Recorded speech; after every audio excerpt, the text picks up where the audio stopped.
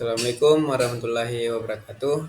Perkenalkan, nama saya Muhammad Malamin, NIM 220302501005. Kelas PKOC. Di sini saya akan mempresentasikan mata kuliah Psikologi Pendidikan, materi kognitif.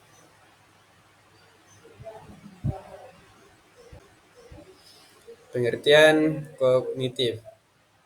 Kognitif adalah semua aktivitas mental yang membuat suatu individu mampu menghubungkan, menilai, dan mempertimbangkan suatu peristiwa, sehingga individu tersebut mendapatkan pengetahuan setelahnya. Kognitif ini erat sekali dengan tingkat kecerdasan seseorang. Contoh kognitif bisa ditunjukkan ketika seseorang sedang belajar, membangun sebuah ide, dan memecahkan masalah. Pengertian menurut para ahli. Adapun pengertian menurut para ahli adalah sebagai berikut. 1.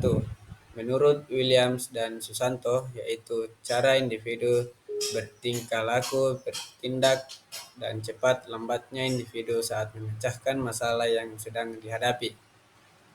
2. Menurut Neisser, yaitu problem, penataan, dan penggunaan pengetahuan. 3. Menurut Gagne, yaitu proses internal yang terjadi di dalam pusat susunan saraf ketika manusia sedang berpikir. 4. Menurut River, yaitu istilah umum yang melingkupi metode pemahaman, yakni persepsi, penilaian, penalaran, imajinasi, dan penangkapan makna. Menurut Piaget, yaitu bagaimana anak beradaptasi dan menginterpretasikan objek dan kejadian-kejadian di sekitarnya.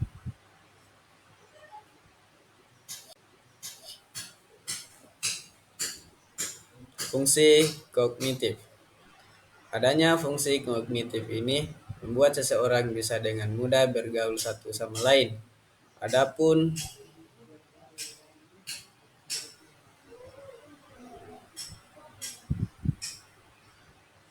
Adapun hal yang harus Bapak Ibu ketahui. 1. Perhatian. Perhatian merupakan penyeleksi rangsangan yang nantinya menjadi fokus perhatian dan bisa diabadikan bersama. Rangsangan yang dimaksud bisa berupa bau, suara, maupun gambar. 2. Memori atau daya ingat. Memori atau daya ingat berkaitan dengan tingkat kefokusan seseorang. Semakin fokus, semakin baik memori atau daya ingat. Hal ini menunjukkan bagaimana suatu informasi akan ditransfer dan disimpan di dalam otak. 3. Fungsi eksekutif. Fungsi eksekutif merupakan fungsi yang mengarahkan manusia untuk menjadi perencana dan melaksanakan sesuatu yang telah ia rencanakan. Nah, dari sinilah seseorang terlihat bagaimana cara menyelesaikan setiap permasalahan. 4. Kemampuan berbahasa. Kemampuan berbahasa berkaitan dengan bagaimana seseorang mampu menyusun kata-kata saat berkomunikasi dengan orang lain. Setiap orang memiliki kemampuan bahasa yang berbeda-beda, bergantung dari fungsi kognitifnya. Merasakan dan mengenali. Kehadiran fungsi kognitif membuat seseorang bisa merasakan dan mengenali segala sesuatu di sekitarnya. Misalkan membedakan antara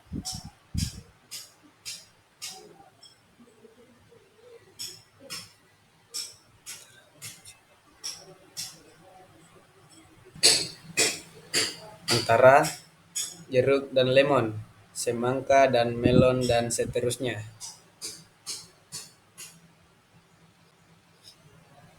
Teori belajar kognitif.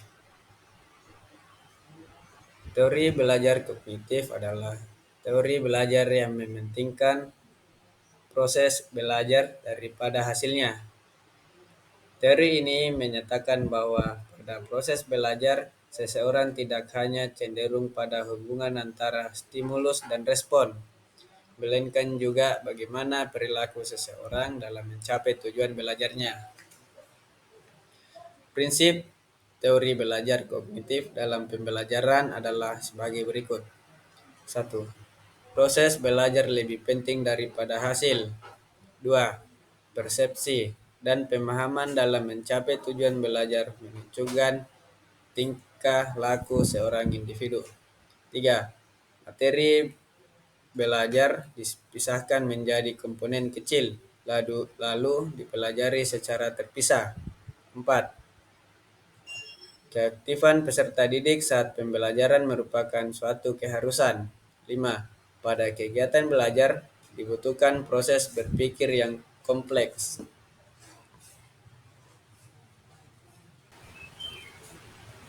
Pendekatan kognitif.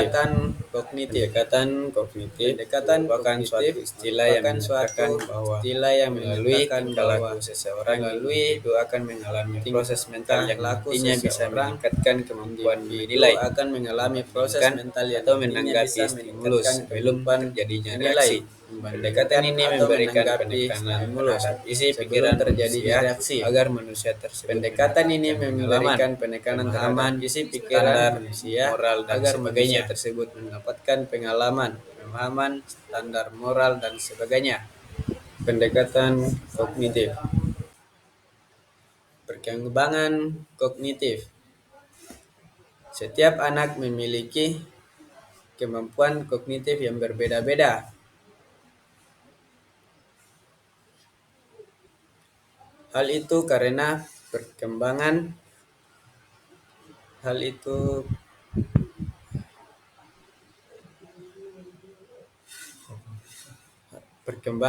kognitif juga berbeda-beda. Namun demikian, ada hal-hal umum yang bisa dijadikan acuan perkembangan pada anak. Teori Piaget pengelompokan perkembangan kognitif anak ada dalam 4 tahapan, yaitu sebagai berikut. 1.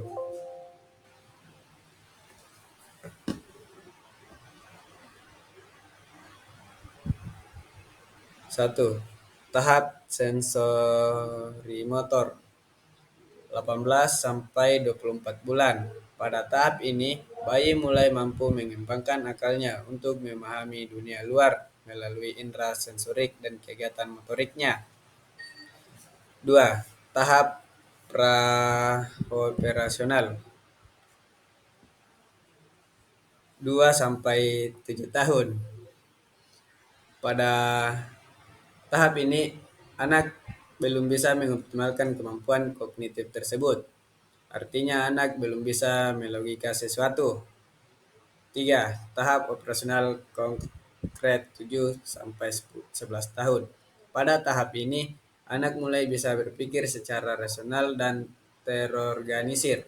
Artinya anak sudah mulai berpikir secara logis saat mengalami atau melihat sesuatu di sekitarnya. 4.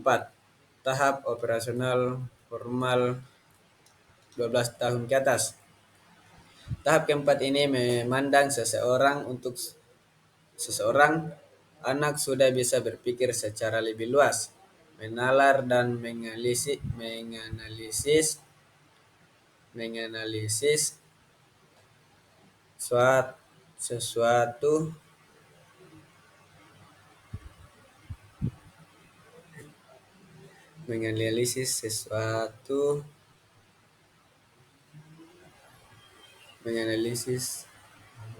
sesuatu memanipulasi ide di pikirannya dan tidak tergantung dengan manipulasi konkret.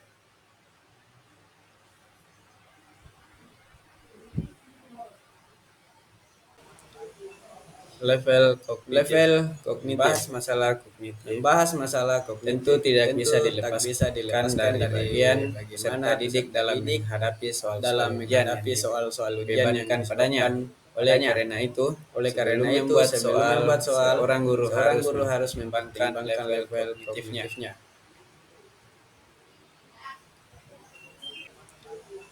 Level kognitif. Membahas masalah kognitif.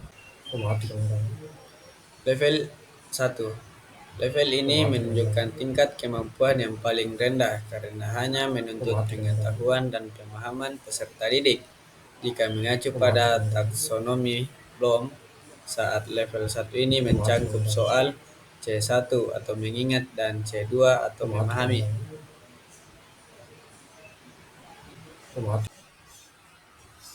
Level 2. Pada level ini tingkat kemampuannya tentu lebih tinggi daripada level 1 karena menuntut peserta didik untuk mampu menerapkan. Jika mengacu pada taksonomi Bloom, saat level 2 mencakupi soal C3 atau mengaplikasikan.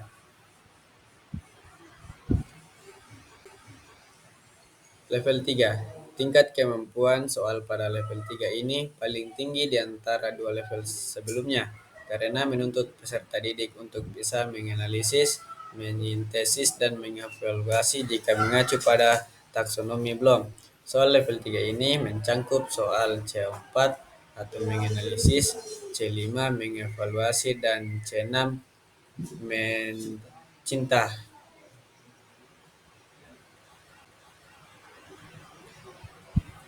Ranah dan aspek kognitif. Pembelajaran Pembelajaran di ranah kognitif mengacu pada tingkat kecerdasan seseorang, misalnya pengetahuan dan keterampilan berpikir. Untuk mengukur tingkat kecerdasan seseorang di lingkungan sekolah, biasanya diadakan ujian. Di pembahasan level kognitif sudah membahas tentang taksonomi Bloom. Taksonomi Bloom merupakan pengelompokan suatu soal berdasarkan aspek kognitifnya. Nah, menurut Benjamin Bloom, soal-soal di ranah kognitif memiliki 6 aspek sebagai berikut.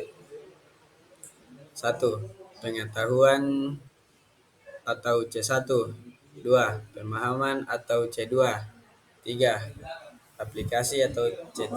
4. Analisis atau C4. 5. Evaluasi atau C5. 6. Mencipta atau C6. Intinya, ranah dan aspek kognitif mengarah pada substansi pokok dalam materi pembelajaran serta soal-soal yang dikembangkan dari materi tersebut. Ya, sekian dari saya presentasi kali ini. Kurang lebihnya mohon dimaafkan. Assalamualaikum warahmatullahi wabarakatuh.